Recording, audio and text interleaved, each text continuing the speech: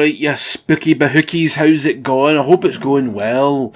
And welcome to another review. Alien and Rogue Incursion. Almost didn't say that properly, but who cares?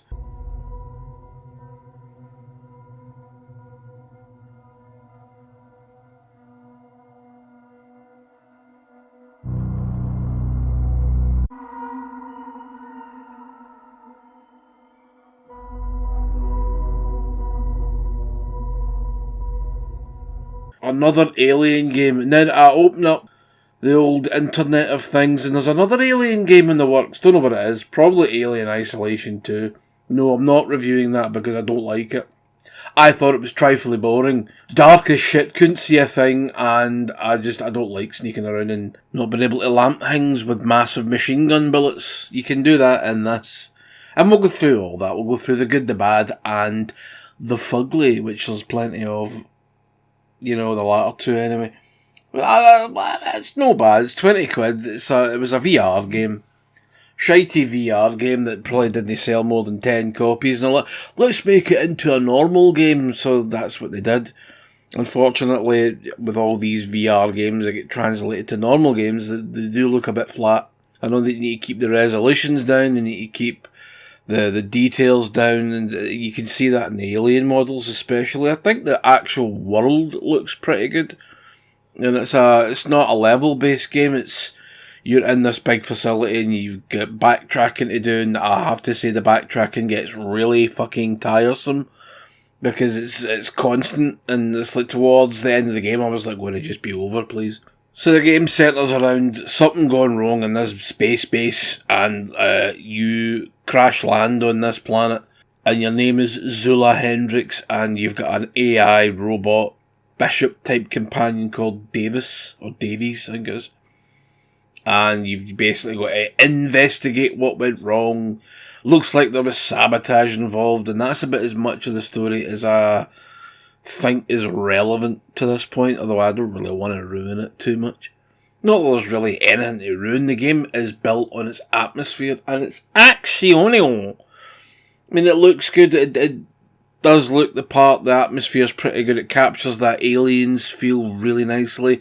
Mostly just aliens, not any of the other ones, because it is set in a colony or a research base. Something like that. And everything goes wrong and the aliens get free and everybody's in some shit, you know what I'm saying? You just see a lot of dead bodies and a lot of destroyed synths as well.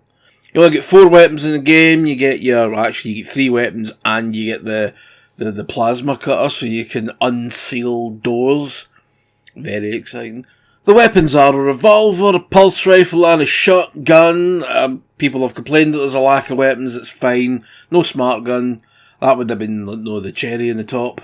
But no, not in this one. I don't know if there'll be any in the second part. This is only part 1. There is a part 2. I won't be in any hurry to buy part 2. The revolver and shotgun are pretty powerful, but the pulse rifle feels weak. It takes like almost a full clip of ammunition to put them down. If you go into iron sights mode, I tell you something, see when you're in iron sights mode, it feels like Aliens Colonial Marines. I mean, I'm pretty sure they probably stole some of that to put into this. I mean, just the way the aliens behave as well, this feels like Colonial Marines. In fact, I think I prefer Colonial Marines. How dare you say such a thing? Well, Colonial Marines it's got its problems, but I don't know, it didn't give into frustration the way this game did. Like, towards the end, it becomes a bit of a slog. A lot of the checkpoints aren't very good. You can't unlock save rooms, so save as often as you can. Learn where your save rooms are and save as often as you fucking can, because you're going to need it. Because there's nothing worse than going to somewhere, unlocking a terminal, getting your access card upgraded, fucking starting another terminal, fighting off a wave of aliens, going somewhere else to reroute power, coming back, finding out you then need to go and get a power cell, and then dying as you're getting the power cell and having to do all of that again. It's fucking shite. And there's a few instances where you're having to fight off waves of aliens and it's just like going to fucking end, and there's no timers. Like most games, if you've got a waiting period, They'll give you an actual timer on screen as how long you've got. Nah, you don't get that in this. That would be too fucking easy, wouldn't it? That'd be too good. You fucking... Just, it gave way to frustration too many times, and there's too many times where I thought, oh, the game's going to end. Great, we're getting to the end of the game. I've had enough. Been 5 hours, I've had enough. 4 hours, whatever it is. Fucking had enough. Oh, you'll need to go here and get this fart machine for fucking doing Kathmandu Street, and you're like, I've just came for there. And then it's like, oh, we've woke up, all the sins start waking up. Why can't they do it? I have to go through an alien-infested fucking toilet to suit you. Anyway, aye, sorry about that, Rand. I'm no fucking sorry. This game's a piece of fat. Excuse me. I'll try and control myself now. Okay. So there's 2 enemy types in the game. You've got your warrior alien and your face hugger. That's it. Wonderful magic. I'm actually alright with that though, because, well, there doesn't need to be hundreds of different enemy types. Fighting aliens, though, it's not as satisfying as I thought it was going to be. You'll see damage on their bodies, but you can't blow limbs off or burst their heads with a shotgun, because it's a VR game, so they need to keep everything as tight as possible to keep that frame rate up. I fucking hate VR. I hope it dies a death, because it's shite. It is fucking shite. Fuck VR. If you like VR, stop it. You're doing bad things. Bad things to your brain. Wearing the fanny goggles. And sometimes you get the fucking cheapest of cheap deaths. Like you get a motion tracker. That thing is fucking useless. I would run towards plenty of wee dots and going, where the fuck are they? For them to appear behind me. And you're like, aye, very good game. Hated it. Shite. The sounds were good though. The pulse rifle sounds are nice. The aliens sound like aliens, and the wee plasma torch thing sounds like a wee plasma torch. But unfortunately that does not make a good game. Unfortunately what you've got here is something made for a pish platform like VR, as I've said many times and will say many times more. And then they've just sort of... No, it's not sold. Why else would they make a flat version, as some people call it? Flat version. Shat version. And then pump it out. I don't know if part 2 is out in VR as well, or if they've just cut the game in half for us normal video gamers, you know.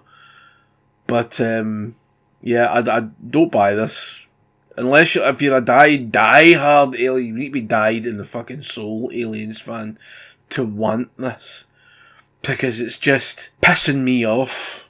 Okay. And it's a shame because I enjoyed it at first, but the deeper you get into the game, the more annoying it gets.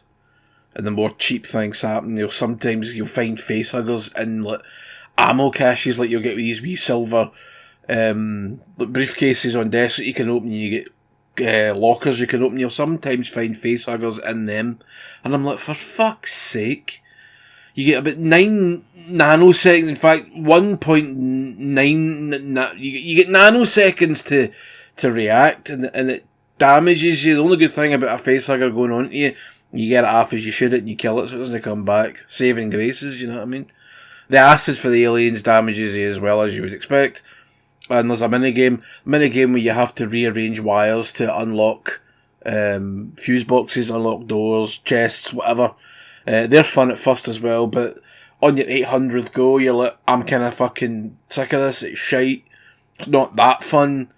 Sometimes it can be quite complicated, and you're like, I'm sure I've got that right, and it's like, fucking shit, okay? The more I was playing this towards the end, I'm like, the more I'm just not liking it, and I'm like, I got about halfway through, I thought, this is pretty good, I maybe wait for a sale, this is getting worse, and it's getting worse, and it's getting worse, and it's getting worse. Play Colonial Marines, because you'll actually have a better time, because, as I said, in the past, in this video, you don't get the same levels of utter fucking frustration, and that is what ultimately turns this game into a jobby pie. Get up, you fuck sickos.